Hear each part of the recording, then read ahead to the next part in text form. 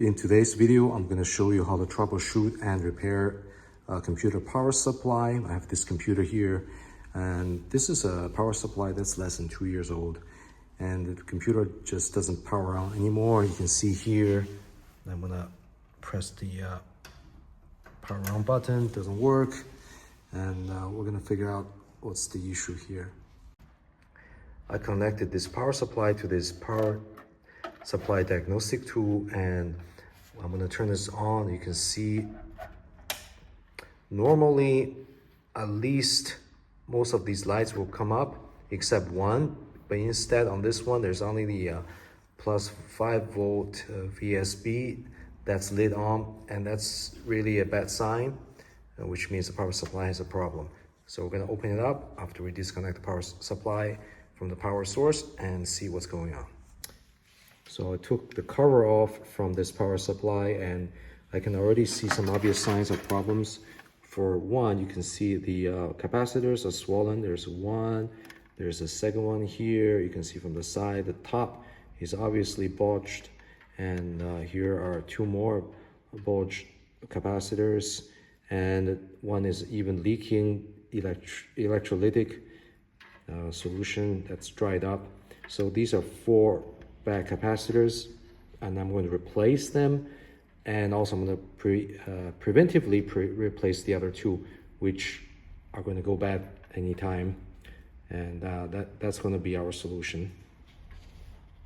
I have to find the connection on the board for the capacitors, and then using a soldering wick, I'm going to suck up the solder, and then this way we'll be able to free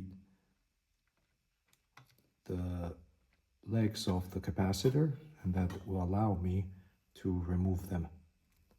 So if you want to learn about soldering, you can watch my video in my channel about how to solder and desolder. After successfully desoldering the solder, now I can remove this, and you can see this is severely damaged. It's the 10 volt 1500 microfarad capacitor, and the electrolytic capacitor here is completely blown from the bottom. The pressure built up, not only that, it's made the top swollen. On the bottom, it basically blew out the seal. And this is pretty bad quality. I mean, it can happen, but for a power supply that's only 2 years old, it's not really a vote of confidence for these components. They don't cost much. Just to save 10-20 cents per capacitor, they made the choice to use these low quality capacitors, which don't last very long. I have cassette players made by Sony from 1990s, which are still operational, or from the early 2000s, and those capacitors last like 15-20 years because they're made by good companies like Nichicon, Rubicon, and reputable brands which use better quality material. And now I have replaced all the capacitors.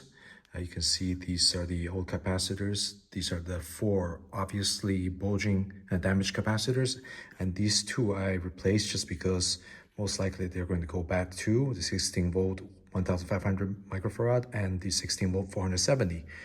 And here you can see most of them have been replaced by exactly the same value. Except this one, the red one, that used to be a 16 volt 1500 microfarad. I couldn't find an exact replacement, so I replaced it with a 25 volt. And when you're replacing capacitors, it's okay to replace one of the same capacitance, but higher voltage.